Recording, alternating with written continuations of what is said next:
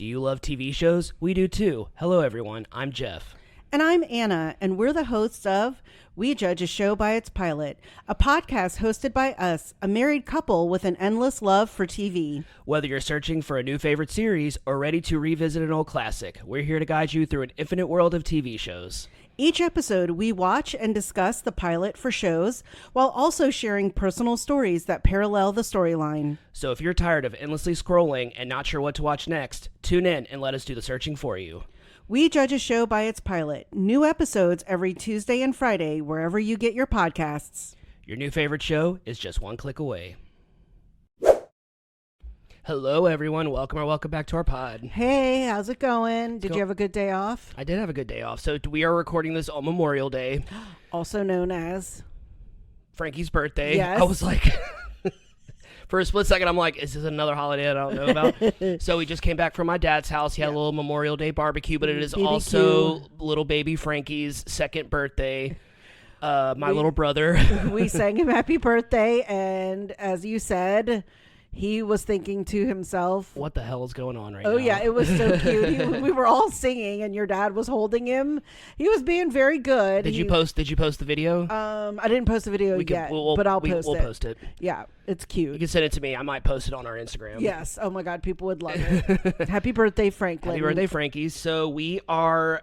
what felt like the longest month ever. Yes. Not in a bad way. I know I said this on another episode. Not in a bad way. Just we've had so much going on.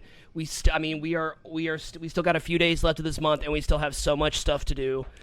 We are heading to Florida tomorrow for Maddie's graduation. Maddie is graduating from high school on Wednesday. Happy graduation, Maddie. And we're gonna see her graduate, have a little after party for her, and head back home on Thursday and do some more recording and start our June shows, and we're gonna have to start watching our July shows. So, yes, because the next 3 months it got a little crazy this month because I had two unexpected back-to-back work trips. Like those were not planned. Yeah, and they both came up, and it really got us behind in recording because it was a full week. Yeah, and then you have 2 more trips that you're going on this summer, and they just it's not that bad, but just the days that it falls on are like on all of my days off where we usually record. So like when you come back, I have to go back to work. So it's just kind of like, okay, well, we need to get back to having a backlog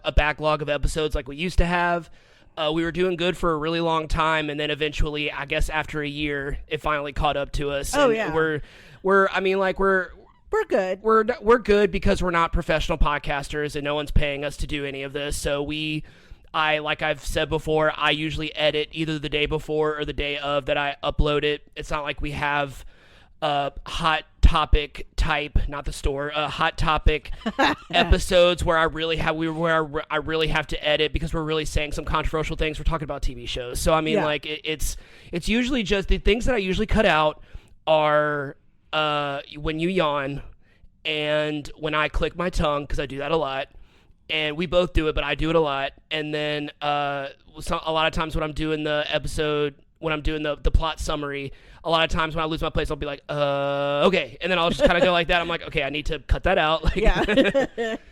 And other than that, I really maybe just cut out like a conversation that we had that like didn't have anything to do with anything. Or we got sidetracked. Sometimes I go off on a tangent and I'm like, I'll re-listen to that. I'm like, what the hell was I talking about? I know, and then you get mad when I'm like, babe, and you're like, what? I'm like, you were just veering off. Or I've done it too, I'm sure. It's just stream of consciousness. Yeah. It's like even if we both get sidetracked all the time, kind of like what we're doing right now, but like I always know, I'm like, if this is irrelevant to the episode, I'll cut it out. That's why I don't really care. I mean, like if you go off on something or I go off on something, I'm like, I can edit this out. So anyway, so this is the final episode of the month, and this is one that I saved for the end because I knew you've really surprised me with how much you've liked the shows that we've watched this month. Oh yeah, I know there are a few that you were already familiar with. I know you already liked Bob's Burgers. I know you have like a love for South Park, like old school, particularly the characters. I know you love Cartman, and The Simpsons is a classic, but like everything else, I was just kind of like really surprised by how much you like. Not that you liked it in general, but that you like wanted to keep watching some of them. And I think so far that was Death Note, Attack on Titan, and then today's episode, Yes. Futurama. Yes. Which I think out of all the shows we watched this month, I think you like this one the most. Yes, I was very surprised. I had never really ever. I knew of it. I've heard of Futurama, but I guess I never really knew what it was about. Yeah. And so I had no frame of reference. Right. And then when we were watching it, I was like, oh, I would have watched this, Yeah. I think. And It's- then it was really good. So this is out of all of the adult animated shows, particularly from the 90s, where kind of adult animation really started to take off. This one's probably my favorite. Over The Simpsons, South Park, even Bob's Burgers. Like, I loved Futurama. They used to play reruns on it on Fox and on Comedy Central. I used to watch it all the time, but I'll get into all that in a second. But for now, you're going to do what you always do, and Anna's going to give us some episode and series information. All right, Futurama Space Pilot 3000. Futurama is an American animated sci-fi sitcom that originally ran on Fox from March 28th, 1999 to August 10th, 2003 for 4 seasons and 72 episodes. The series has since revived twice, the first with Comedy Central running from 2008 to 2013 with a total of 3 seasons and 68 episodes. The show's most recent revival by Hulu premiered on July 24th, 2023, and currently has 2 seasons, with its 3rd season to premiere sometime later this year. The series was created by Matt Groening, best known for creating The Simpsons. David X. Cohen helped develop the series with Groening. Both were fans of science fiction, and with the new millennium vastly approaching, they decided to create an animated series about a present-day everyman traveling 1,000 years to the future, only to discover that things are pretty much the same despite these technological advances. The pilot was also written by Groening and Cohen and was directed by Rich Moore and Greg Vanzo. Futurama centers around Fry, an average pizza delivery boy who was accidentally cryogenically frozen on December 31st, 1999, and doesn't wake up until exactly 1,000 years later. The cast of main characters include Fry, a good-hearted yet immature pizza delivery boy from the 20th century who is now living in the year 3000. Leela, a one-eyed career assignment officer and the eventual captain of Planet Express. Bender, everyone's favorite foul-mouthed beer-drinking kleptomaniac robot. You loved him. I loved him. Professor Farnsworth, Fry's only living relative who owns and operates Planet Express to fund his research. Main characters introduced in the next episode the series has landed include Dr. Zoidberg, a crustacean-like humanoid who serves as the staff physician for Planet Express, despite having an extreme lack of knowledge in medicine. He's my favorite character. Hermes, Planet Express accountant, best known for being a stickler for the rules and loving paperwork and bureaucracy in general.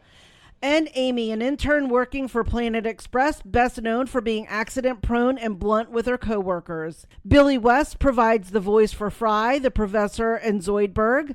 West is a veteran voice acting veteran, providing the voices for iconic animated characters such as Bugs Bunny, Elmer Fudd, Shaggy from Scooby-Doo, and Popeye.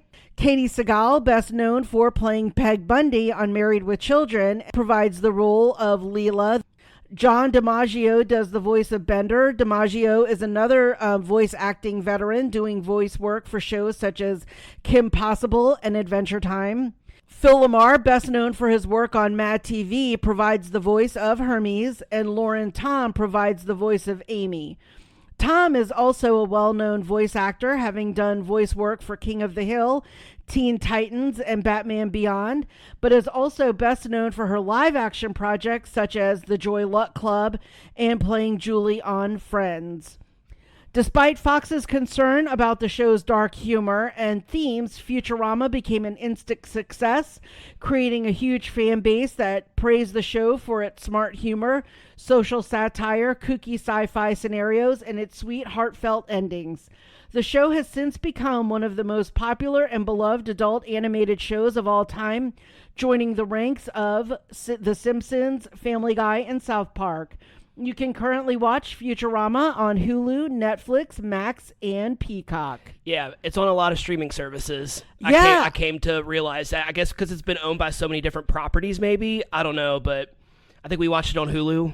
Yeah. Yeah. And so looking at this, like, the year, I mean, March 1999, I was like literally getting ready to finish law school. Yeah. So I didn't watch this, but I mean, I just remember it was in the quote unquote zeitgeist at that time. Mm-hmm. And then, I mean, I've seen it, the new intimations. I mean, I've always seen like little commercials or little trailers for it. And the thing I didn't include in there was the theme song was created by Danny Elfman. Oh, okay. And like, the theme song, Boingo. Yeah, the theme song is really catchy, and it's one of my favorite theme songs. I think maybe I talked about it on one of our theme song episodes where we talked about it.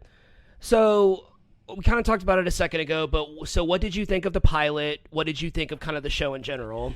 I liked it because I've always liked that concept of, you know, cryogenically freezing yourself and, you know, what would happen if you woke up in the future, like how have things changed? Are they still really the same? Is the technology there? And so I liked that concept. Obviously it's cute and it's fun in an animated format. So yeah, I mean, I would definitely keep watching because I thought it was funny. It was clever. There were a little bit of things that were dark. Yeah. But I mean, I remember when that part came up, and you'll talk about it here in a minute. I was like, yeah. What? I was like, oh yeah. I was just like, they somehow manage to make it funny. But so the show came out, I was 14. I was once again the right time, the right age. I immediately took to it. I just immediately got the humor and I loved it. I was really excited to show you this show because I hadn't watched it in such a long time. The moment we started watching the pilot, I'm like, I could just keep watching this. I was like, I could just watch this whole season right now. Like it was a show that I just watched every single day because it used to come on like back in the syndication days when syndication was a lot more prominent. There would be 2 or 3 different channels that Futurama would come on at any point in the day. I remember it would come on Fox and then it would come on Comedy Central and I would watch it all the time, like all throughout high school, post high school. I loved that show. And with the sweet and heartfelt endings, so the show also has like I'm sure that there are a lot of sad-ish episodes on Futurama, but there is one very specific episode of Futurama. It's called Jurassic Park. And oh my God. Yeah, well, I remember telling you like the plot to it, and I was just like, it is, and all I have to do is go up to Jordan at work and just be like, Jurassic Park. He'd be like, bruh. Like, because I did it to him the other day. He was just like, Seymour. I'm like, I know Seymour. There was the episode where they find a fossil of a dog, and turns out that it's Fry's old dog, and he thinks like, oh well, I hope he lived a happy life, and they find out that like he didn't, and that he waited for him in front of the pizza place until he died, and it was just such a sad episode. But like, then there's another episode where that has to do with like Fry's brother, and he thinks like it turns out like Fry's brother had a son and named him Philip after Fry, and like that son did a whole bunch of really great things for like space exploration and stuff that. So, you know, it was like, I think in his mind, Fry thought that he would disappear and that no one would remember him or care that he was gone. And kind of throughout the show, you figure out that like Fry really did have people in his life that loved him and cared about him. And it made him it kind of like matured his character a lot. And like the whole relationship between him and Leela kind of evolved by him kind of growing up and kind of wanting to be like, okay, I'm going to appreciate what I have now. And in this, you know, the year 3000, I have a best friend that's a robot and a one-eyed girlfriend. Like, you know, just kind of like my physician is a crawfish human. It's just kind of like it's just kind of, it's a really silly show, but it's so sweet, and it's just so like endearing, and you fall in love with all of these characters. And even though Bender is like this obnoxious dude, you're just like, anytime he's going through something rough, you're just like, no, Bender. You're just like, you know. And it's just such a show that like you just fall in love with the characters, you fall in love with that world. And I do love that they make it a point to be like, the only difference is the year and the technology. All of the other bullshit is exactly the same. Like with getting a job and dealing with people, and it might be an alien from a different world, but it's still the same attitude that we have now. And it's just like there's been no like evolution with like the way we think or the way we act. It's just different advances in technology. Yeah. Okay, so the show takes place. The beginning of the show takes place on December 31st, 1999.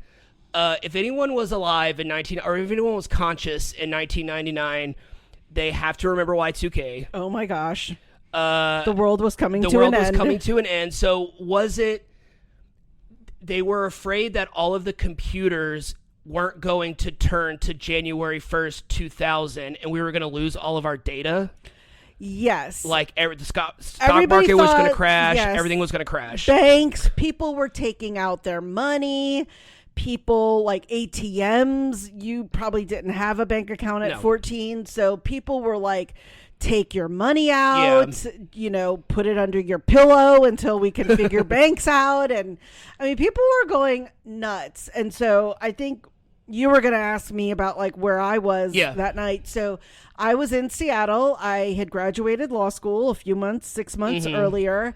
Got my job with the company I'm with, and had moved to Seattle. So I had just come home for Thanksgiving. Okay. And so for Christmas and New Year's, I didn't have any more vacation time left. Gotcha. So I was in Seattle, but that is also the home of Microsoft. And so everyone was even more heightened in Seattle. Like, I can't even tell you, people were going apeshit.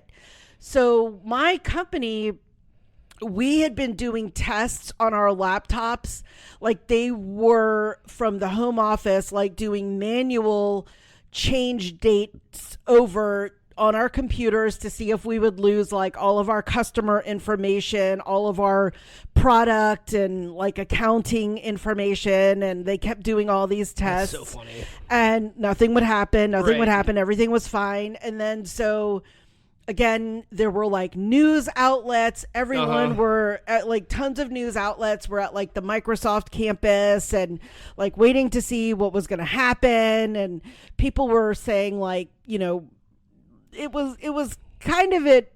Well, I will say it kind of reminds me of the time when we were in the pandemic of like buying stuff. Yeah. Because people kept thinking like, we're not going to be able to go to the store because like the registers are not going to work and, you know, they're not going to be able to take money. And again, I was just like, isn't it just like any other day? Yeah. Like I just like, again, I was very, very new to the computer world.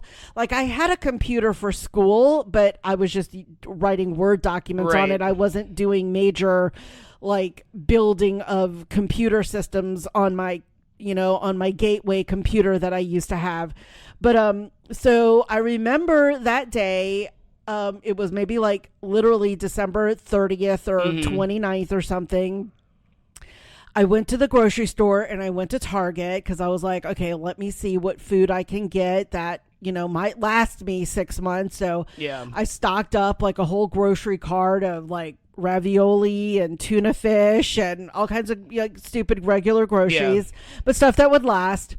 Then I went to Target, and because another thing that they were also worried about was like the electric grid and like what was going to happen with that, where like things going to go haywire. And so it was winter, obviously, in Seattle. So I was like, oh my God, what if the electricity goes out and, you know, I don't have access to my heater or whatever. So I remember going and I got a bunch of like those fire log things, because the fireplace in my apartment was an actual physical fireplace that like you put logs in. So I got one of those like fire logs. I got about like 6 or 7 of them. Those like Duraflame logs. Yes, that. And I was like, well, at least I can maybe stay warm for a few days. Like, you know, like those were going to last me for like a week if tops. And then the other two things that I got, I want to see if you can guess. What are the other two things that you think I purchased in my quest of just making sure I had stuff? Did you say toilet paper already? No, I did not. Toilet paper? Yes. Coffee? No, which is crazy, but... Toilet paper... Tampons? Yes. Okay. Yeah, toilet paper and tampons. Because I was like... Hey. I was just like, well, I will always use the toilet paper. I mean, Yeah. it's not going to go bad. That was definitely one thing, like, was not going to go bad. And then I was like, yeah, I can't live without tampons. I think I literally bought about 6 to 9 months worth of tampons. Nice. And the lady at the register was like, that is the first that I've seen of that purchase in the past week or so, because she was talking about like all the people that had come through the register with like people again buying batshit crazy stuff. And she goes, I think I need to go and get some toilet paper and some tampons. She's or like pads or whatever she did, you know. And I was like, hey, there are just a couple things that I can live without, and these are not two of them. I'm like, I've got to have a tampon. And so she was like, you go, girl, get what you need. So, yep. So I was in my apartment. I remember waking up on December 31st and turning on the news, because that's just what I did. I had a TV in my bedroom and a TV in my living room in my apartment. And I turned it on. And the first thing that I woke up to was Australia was already celebrating the year 2000 because they're ahead. So I was seeing that was on NBC. And then I just... I don't remember what day of the week it was, if I went to work or if I just stayed home all day. But I remember just watching the news and getting home and probably watching Dick Clark's New Year's Rockin' Eve and waiting for the world to implode, and nothing happened. I might have like had like a glass of wine and went to bed, and woke up the next day and turned on my computer and everything worked and looked okay. And I probably didn't have a lot of money in my bank account, so that one wasn't what I worried about. I did hope, though, this is the one funny thing that I did hope for, was I hoped that Sally Mae lost all of my student loans. That did not happen, though. Yeah. I mean, I'm like, come on, if anything can be lost, like, y'all could forget about those. Right. But they were not lost. Wishful thinking. Yeah, wishful thinking. So do you remember what you did on that New Year's Eve? Or Okay, so I was in 9th grade. Okay. I would have been 15. I would have been 15. I was in 9th grade, and I remember this was just the late 90s, the mid to late 90s, when there was like an end of the world movie coming out like constantly. There was, especially like 98, 99, there was like Deep Impact, there was Armageddon, there was The Matrix, there was End of Days, there was Stigmata, there were just all these like end of the world type movies. So like I didn't fully, I remember every time someone explained what Y2K was, I would be like, so what's the problem? And they would just be like, oh, well, the computers won't know that it's the year 2000. I'm like, but it's a calendar. I was like, that's just how calendars work. It's just going to go to January 1st, 2000. And I didn't understand. And I was very lucky that I did have such a tech savvy father who was up to date on all of the tech stuff, who knew about all of the tech stuff. And he was just like, we're going to be fine. Like, don't worry about it. Like, and I'm just like, okay, you know, I was just like, cause I was 15. I didn't care. I was just like, okay, whatever. And I remember on New Year's Eve, one of my friends spent the night, because school is still out for the holidays, and we watched The Matrix, we watched Armageddon, we watched Deep Impact, like we watched all of these like end of the world movies. I think we watched like T2, Judgment Day, and we were just like, hey, if the world's gonna end, we might as well just watch a bunch of stuff about the end of the world. Be prepared, be semi like in case we survive. And which was kind of funny. But then I just remember like, because, you know, like I said, I was 15. I wasn't really thinking that the world was really going to end. But then I was like, as we were watching stuff, it like dawned on me that I was just like, wait, it's going to be New Year's. It's going to be January 1st, 2000 in a lot of other places in the world before it turns. Yes. It hits midnight here. So I feel like by like 7 or 8 o'clock at night, we're going to know if the world's going to end or not. You know, just like, before it even turns midnight for us, I was just like, so we're fine. You know, I was just like, and I remember like staying up, me and my friend both staying up all night. That was back when we could stay up all night and I wouldn't fall asleep at 2 o'clock in the morning. And I remember sitting at my computer, waiting for it to turn midnight, and just like looking at my computer, and just like, and then it hit midnight. And I looked at January 1st, 2000. I was like, my dad was right. I was just like, people are so dumb. I was just yeah. But I think so much of it was we had such and I think a lot of people, young people today, don't fully understand how quickly technology advanced in the late 90s, like, and how it just in between like the year 1995 and 2010, so much happened. That's like, what, 15 years? Like, so much happened in that 15 years compared to like 100 years before that. So it was just like, there was so much. There was like there was the internet, and then there were cell phones, and then there were smartphones, and then there was social media. And then you had like you had cable internet, and then you had Wi-Fi, and you know, all of this stuff changed, and all, you know, and then all the stuff kind of took over. But like back then in 1999, it was still very common for you to go over to someone's house and they didn't have the internet, or they didn't even have AOL. I remember like I was still on dial-up in 99. I remember in 9th grade, one of my friends had just gotten AOL, and in my mind, and AOL had only been around for like 2 or 3 years, if that. I was sitting there being like, where have y'all been? You know, it's just like, to me, I was like, because of my dad, like, he had to have all of like the newest, you know, technology. Latest, and which I appreciate. I appreciate it now, because now I'm a tech savvy person. So like, I appreciate it now. But a lot of people just didn't have the know-how, and didn't have the information and the knowledge of technology, and so they're just doing what people do still now to this day. They go on the news, and they watch the news, and they just repeat, and they just believe everything that they're told. And then whatever crazy conspiracy theorist is at your coworker that's like crazy about the end of the world, you believe him. And it's just like, you know, it's just so funny now, because I'm sure there's so many people now who are like, oh no, I didn't believe it. I didn't believe in Y2K. And it's like, yeah, you did. You know, it's just like, obviously enough people did, because everyone was going crazy. I remember I wasn't going crazy, but I remember everyone else was, not everyone, but like so many other people were going crazy because they thought the world was going to end. And I'm just like, y'all are just believing what you're reading on the news, or what you're hearing on the news, what you're reading in the paper. And not much has changed. So it's just like, you know, speaking of Futurama, we're still the same dummies that believe everything we read. I think something that you said was really good was, back then, how the technology has changed. But, and again, I'm not diminishing that you were just 15. Yeah. But like I said, I had only ever used a gateway computer, right, and I had only really used it to do papers for law school. So I used Microsoft Word and maybe PowerPoint. Oh, yeah. And for like AOL and Yahoo email. That was all I used it for. Yeah. When I moved to Seattle, I used apartment.com to try to find my apartment. Still exists. And it's still there. But then when I started working, I was using a computer, and it was the first laptop I had ever had. Oh my God, it was so heavy. That was like the other thing.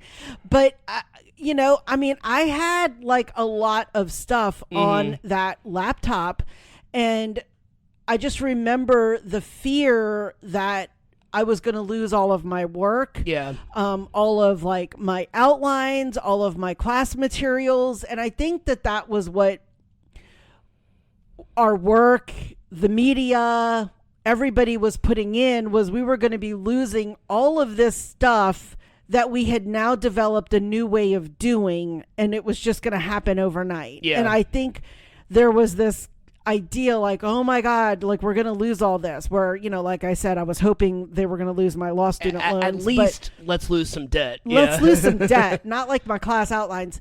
But what's kind of funny is from that time, obviously things that happen, like your laptop's crashing and stuff, you know, happen all the time. Yeah. I remember when my laptop crashed, I think it was around 2005. I remember being initially upset because I was like, oh my God, I lost all of my work. And then I was just like, oh, well, I guess I'll just start over, you know? And that's how I look back on Y2K, is like, I guess we would have just had to all start over. Like, what were we going to do about it? Right. Like, that was the other thing was, I mean, I was not a millionaire, so I wasn't going to be losing millions of dollars, because that was what was funny, was people were like all taking their money out the banks and moving it here, moving it there, well, like whatever they were doing with it. And I was like, yeah, I don't have that problem. Yeah. I was like, so that wasn't an issue for me. So even back then, we were still so paper dependent. Like, we were not, nothing was paperless at the time. I mean, like, you couldn't just payroll checks. You couldn't just email a paper to a professor. Like, you still had to at least print it out. Yeah. You still had to physically mail your bills to pay them. I mean, I'm sure some people paid online for some things, but like, it was not common at all in 1999. So like, even then, I'm kind of just like, it wouldn't have even, not that it wouldn't have, it would have impacted us if Y2K ended up happening, but like, I don't think it would have in the way that people really thought it was going to. That's kind of what I mean. Other than like clearing out your checking account, which you can do in 1 second, you know, all you have to do is just go up to the bank. But like, yeah, it's just really, and then once it's January 1st, if everything crashed, then they can just like reset everything, and then you could just like redeposit all of your money. Like, thinking about it now, if we were scared of Y2K now, it would be a lot more serious. Oh yeah, because we are completely paperless. Like, I have not physically paid a bill. I can't even remember the last time. Like, when I lived, like, almost 10 years ago. Yeah. Yeah, like almost 10 years ago when I lived in my apartment, I had to physically go drop my rent off. Yeah. That's it. That literally is it. Everything else I paid online. So it was like, that was the only thing I had to do, and that was 2016, 17. So yeah, it's just kind of funny thinking about it now, because it would be a lot more serious now than it would be in 1999. That, and like the other thing you said, how much technology we have access to, dating apps, camera phones, videos. You know, what happens to all of that, and is it shared, and where does it go? Like, that could be dangerous. Right, and the other thing is that, like I said, with technology just hadn't been that advanced for that long, we were not dependent on technology back then. Now we have generations that only remember the internet and iPhones and smartphones and all of that. You know, there are adults now that are 18, 19, 20 plus years old that like have never that have only known the social media era and have only known the internet era. So it's just like, I know I just said it earlier, but like, it's just funny, like thinking about it back then, being like, I don't think it would have been that big of a deal, you know, if everything, it would have been a big deal to some people, but like for the most part, I think we would have been okay. Yeah. I don't think the machines were going to rise up and kill us, you know, like in like Skynet. Yes, exactly. There would have been no Skynet. All right. The most important question of all time. I'm scared. So this is all about traveling to the future. Yes. There are several episodes, I think, where they time travel on Futurama. I can't imagine them not ever doing that. So I think the ultimate answer is that neither one of us would ever want to time travel, because we don't want to mess anything. I don't want to know what's ahead, because I feel like I would just be anticipating that. And then, of course, I'm scared to go into the past, because I'm scared of messing things up. Changing the continuum. Because I love our life, and I don't want that to change in any way, shape, or form. Even though we both have had, you know, tough roads and we've gone through obstacles, it's what made us who we are. I don't want to change anything. Correct. But if you could choose, would you rather go to the past or the future? It doesn't have to be your past. It could just be the past. Yes, to both. Because I've always said stuff like, I would love to go and see like the founding of my sorority. Yeah. Like, I want to meet the founders and be like, gosh, y'all were so amazing to stick by your friend, to form your own group when the other group didn't want to accept her. And that was how my sorority started. So like, to go back to New York in that Gilded Age time would be amazing to me, just to sort of see it be a fly on the wall Yeah. and go back into our time now. And then other times, like maybe to see like my parents grow up Yeah. or see other major events I happen in the world, but not not affect them in Yeah. any way. What were you going to say? I was going to say, you have said before that you would have liked to have seen New Orleans back in the day, back in like the late 1800s, like Gilded Age era as well. Like the founding, actually like 1718 was when New Orleans was when they first came over, Iberville and Bienville. Yes, to see what it was like in the streets of the now French Quarter. And obviously I really wouldn't want to live then because it was full of like yellow fever and disease. But I love the history of our city, and I would love to have been here to see what it was like back in that time. In the future, yes, because like I would love to see what happens to our family, our next generation. Obviously, you know, Patrick and Ashley are about to have a baby, and what happens when they grow up. We won't be here forever. Yeah. But, you know, like, I think for those things. My boo. I know. But for those things, but again, not to affect time. Not to affect what happens, just to see. It got a little emotional on me. I know. All right, so if I were to go into the past, I would want to see. I wouldn't want to go too far back. I don't want to go back to like before electricity because I know the reality of before like cars and stuff like that. I know the reality of is that everything had to have just smelled like horse shit. Like, for sure. The streets just had to have smelled like everything. Just had to have smelled like shit. People weren't showering. There were no toilets. People weren't wearing deodorant. There was no plumbing. Like, I'm good. Like, I would love to see certain things, but like what I would really love to go see is like, I'd love to go to New York in the 70s and go to like CBGBs and see like all of these punk bands play for the first time, see like the Ramones play for the first time, see Joan Jett and the Runaways play for the first time, seeing all these like iconic Blondie and Talking Heads, and see all these like iconic bands that I love so much. I would have loved to have been a fly on the wall for that era just because it was so important to me as like a fan of that era of music and how much I love that era of music. I would have absolutely loved to have gone to Woodstock. Oh yeah. I would have, speaking of things smelling like shit, I can't imagine. But I just like kind of stuff like that. I would have loved to have seen like, I would have loved to have been in the music hall where like Elvis played for the first time. I would love to have been in the audience of the Ed Sullivan Show when the Beatles played on American television for the first time. Like Live Aid, Queen. I'm a Live Aid. Oh my God, Live Aid. How did I not think of Live Aid? That would have been epic. Like I mean, I remember that. Obviously, we were both alive technically. Yeah. I mean, you had just been born, but I remember Live Aid happening and actually thinking like, oh my gosh, I wish I could be there. Like, that looks amazing. I mean, now I look back and I'm like, oh my God, that was probably a pit of hell. But like, you know, my 15-year-old self was like, oh my God, that looks like an amazing concert. See, like, I would just want to go back and like go to the premiere of like The Exorcist and go to the premiere of like Psycho and all of these like classic films that like, you know, before there were huge twist endings to films. Like, I can't imagine what the audience of Psycho were going through the first time they watched that.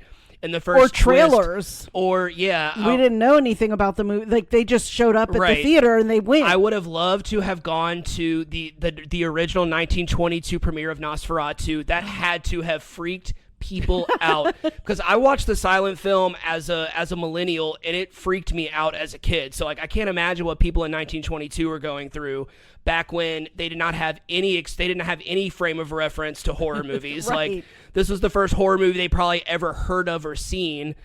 I would have loved to have gone to like seen Dracula and Frankenstein. I would have loved to have gone to see like I was alive for some of these things, but like I would have loved to have gone to like I would love to have gone back in time so I can be this age now and go see like Wicked on Broadway with Kristen Chenoweth and Idina Menzel, or go, you know, I think about that stuff. Like, I'm not so much on like, I want to go see the pyramids built. I'm like, fuck that. I don't want to go see all that.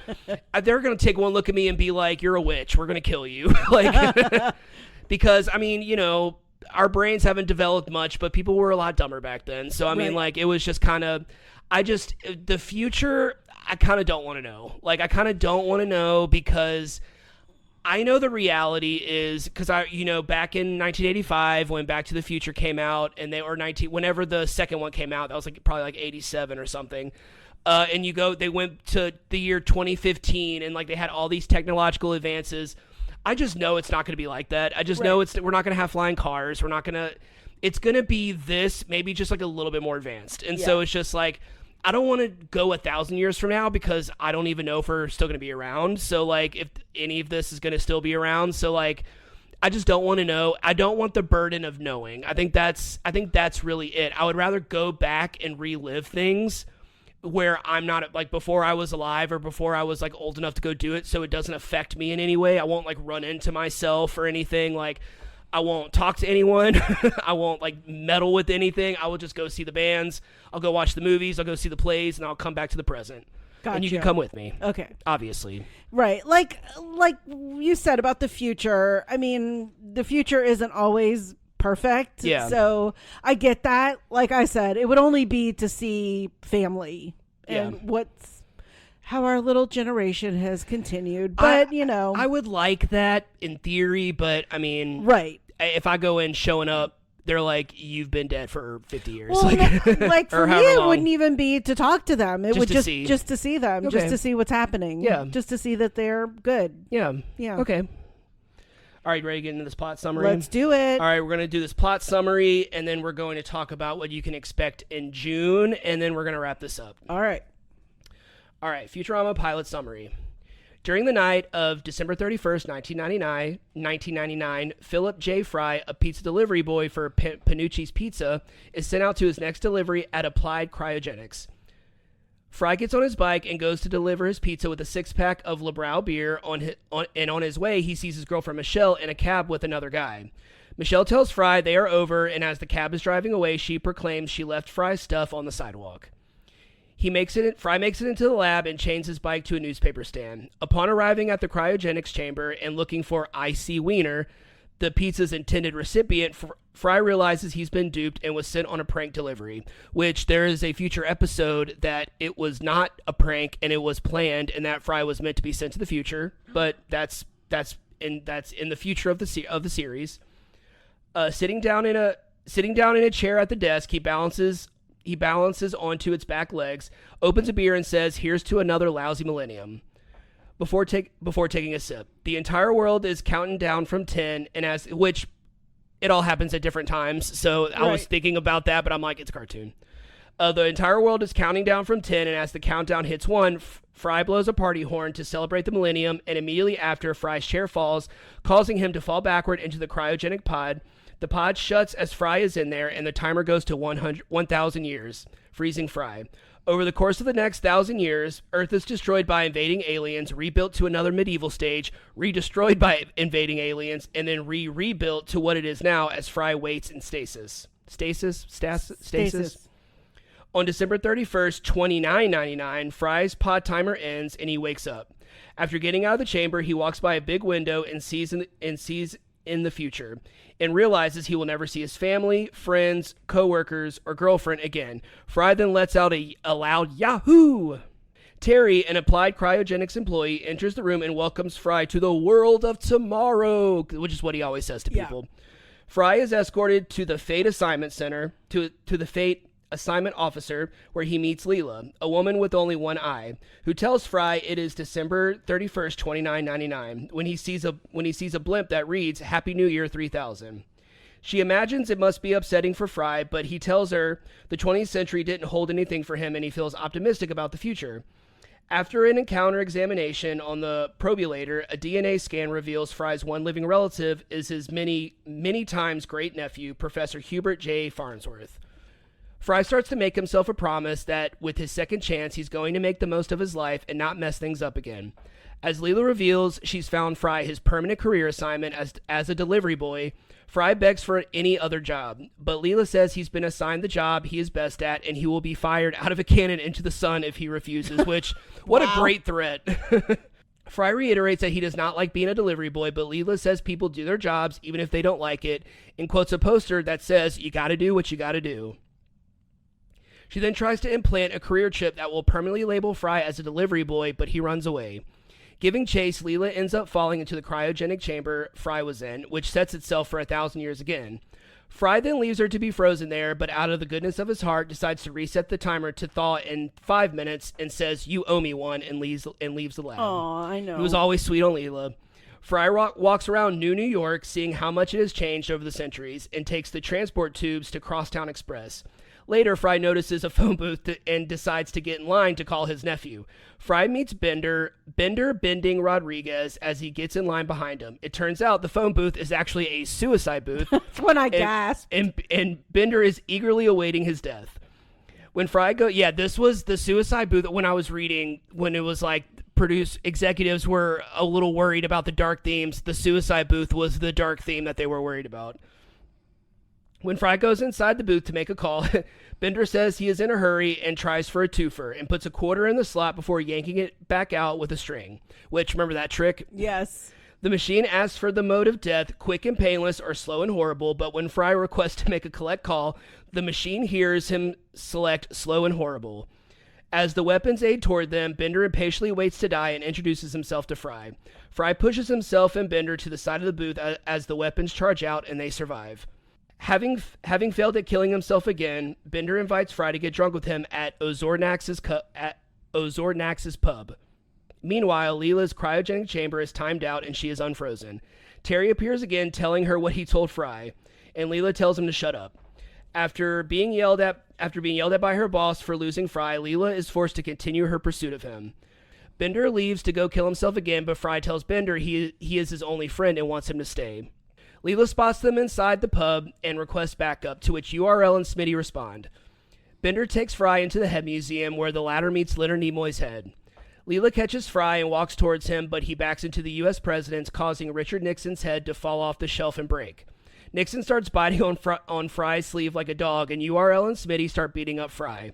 Leela advises them not to use force, but after Smitty tells her, "Keep your big nose out of this eyeball," Leela takes offense to the nose insult rather than her eye and beats up URL and Smitty and tells them they were out of control. Fry and Bender hide in the Hall of Criminals. Fry asks Bender to bend the bar so they can escape, but he is only programmed to bend for constructive purposes. Bender tells Fry he is full of crap, but after his antenna touches the light bulb socket, electrocuting him, he changes his mind and agrees with Fry. After successfully bending 2 of the bars off, they make a break for it. Fry and Bender enter a grate leading into the ruins of old New York, where Fry relives old memories. After realizing everyone he knew is gone, Leela approaches the two. After Fry asks her to leave him alone because of how miserable and lonely he is, Leela tells Fry she understands what it is like to be alone, revealing she is the only one-eyed alien on planet Earth and does not know where her parents are from. Fry gives up and resigns to becoming a delivery boy, letting Leela implant his career chip, but Leela instead removes hers and declares she's quitting. Fry, Leela, and Bender track down Professor Farnsworth, who doesn't believe Fry is his uncle until it is confirmed on one of his machines. As the professor is showing them around his delivery company, Planet Express, the police knock on the door, having tracked them down. They manage to get away on the Planet Express ship in sync with the countdown of the year 3000. As they prepare to take off, the police have cannons aimed at the building, ready to fire at them should they try to take off. As both countdowns reach 0, they blast off with the fireworks, celebrating the new millennium. Fry realizes that without jobs, he, along with Leela and Bender, will be fugitives forever. Farnsworth then asks him if they would like to be his new delivery crew. Fry is ecstatic, but Leela says they don't have the proper career chips. The professor reveals he saved the chips from his old crew in an envelope labeled "Contents of Space Wasp's stomach." Fry asks Leela if they will fly through space, fighting monsters and teaching alien women how to love. And Farnsworth clarifies it as transporting cargo. Fry asks what his job will be, to which the professor answers as ensuring that the cargo reaches its destination. Fry then confirms that if that means he is going to be a delivery boy, and Farnsworth says exactly. Overjoyed with his new job, the Planet Express ship flies off into the cosmos as the episode ends. End of episode. So Episode. So cute. It is a very cute, very charming, very fun. Even though the suicide booth was kind of dark, like it was still a really funny episode. It just continues to be funny. It continues to get funnier and funnier. they have a bit where it's the lost city of Atlanta. That's funny. And then there's like all these like really funny things, and like there's like all of the mutants that live in old New York, and so really cute show. Like we said, it's on like 4 different streaming platforms. It might be on more. Those were the major ones that I wrote down. So that wraps up May for us. And we have a really fun theme for June. Yep. Once again, you nailed it. You nailed it. I nailed it. And Amanda. We have a really fun theme for June. So when you think, June is the beginning of summer. And the thing that it's not so much a thing anymore, but for a really long time, there was the summer blockbuster. Oh, yeah. All of the big movies came out during the summer because that was when kids were out of school. You were more available to go see movies. Yeah. And I believe Jaws was the first considered the first like blockbuster, summer blockbuster. So you came up with the brilliant idea. Yes. To for June, it's going to be summer blockbuster month. It's going to be TV shows that were adapted from movies. Yes. So we have remakes, we have adaptations, we have continuations, we have prequels. Like we really tried to make this as various as possible. Try to have as much variety, different genres, new stuff, old stuff. Exactly. And I think we did we're almost done watching the movies for June, and it's been a lot of fun watching the movies and watching the pilots for the shows. But the very first episode that we're going to do for June is going to be our 100th episode. 100. It's all about the Benjamins. It is all about the Benjamins. Ben Franklin. And it is kind of fitting that our theme is summer blockbusters, and our 100th episode will be probably the newest show we've done. Like the closest to when it started. Maybe Tulsa King might be the only one that'll be like close to the newest thing we've done. But we are doing the 4 seasons. If you don't know about it already, it's a show that's on Netflix. It just premiered like earlier this month. Yeah. Like so that 2 or 3 weeks ago. So this is like, so by the time this episode comes out, it'll be a week from now. So it'll be less than a week from now. It'll be just a few days from now. Though the show will have only been out for a month. Yeah. So it already got picked up for season 2. Yep. We're really excited about that. You introduced the movie to me. We'll get into all that, but like you introduced the movie to me, and I loved it. I have my critiques, but like we always do. Yeah, and I'll talk about why it's special to me then. Okay. But, yeah. And it's also fitting for another reason that it will be our 4th season of this pod. So we'll be celebrating in June 1 year of doing the 4 pods. seasons. Oh, that's true. So 4 seasons. We will have completed 4 seasons of the pod. That is really cool. Yeah. And that, because it was crazy, because we had already had the month planned. Then I saw this trailer hit Netflix, and I was like, what is this? And, because I love the 4 Seasons movie from back in 1981. And when we watched it, I was like, we have to do this. This has to happen. And it also fit with our anniversary. It was also very serendipitous because at the time the movie was not available anywhere, not even to get on, not even to find on DVD.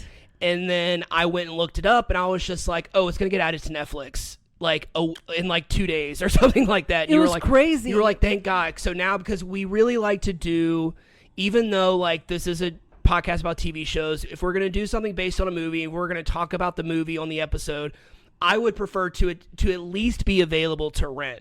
Yes. On video on demand on like Amazon or YouTube or Fandango, whatever you use. Yeah, we want you to have access to it. Or Google Play, whatever you use. Yes, I want you to at least have access to it. All the TV shows that we're doing for this month is going to be available on a streaming platform, and all but one movie are going to be available on streaming platforms. There's one movie that we had to rent. Yeah. I bought it just because it was like, we might as well. That's always my thought. I was like, we're going to watch this again at some point. Yeah.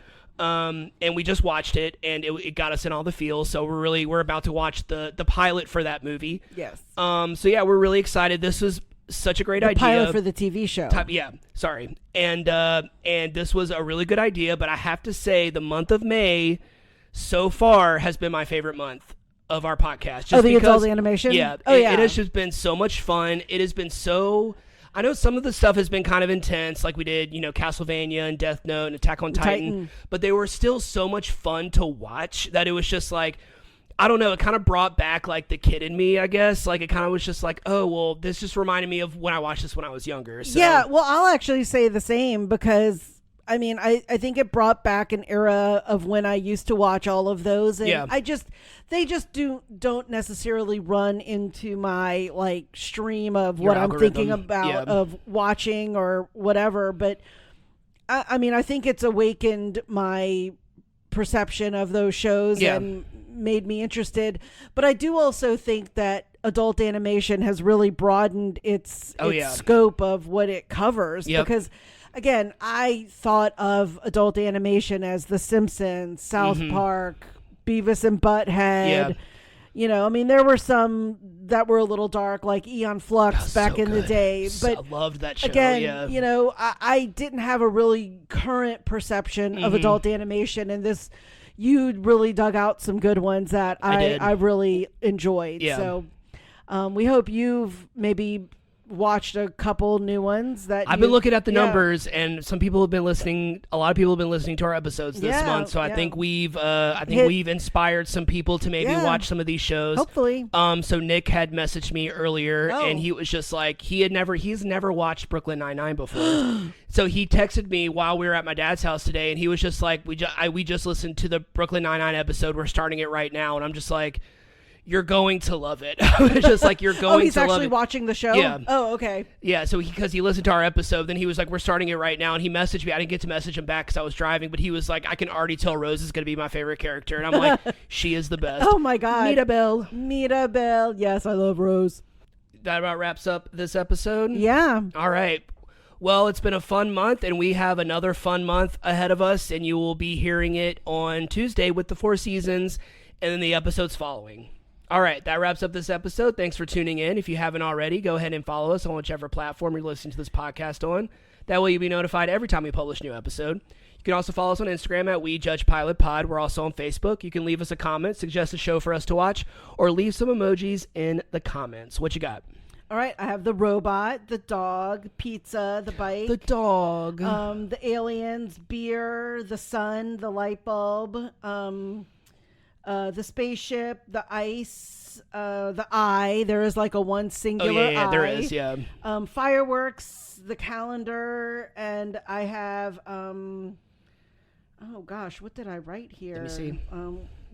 It was after ice. DNA, yes, the DNA. Wow, babe, you can translate my handwriting. Yes, the DNA. There's like a little DNA. I kind of do it for a living at work. I have to translate people's handwriting. Yes, so yeah. All right. Well, we are going to head out, but we'll talk to you soon. Thanks for listening.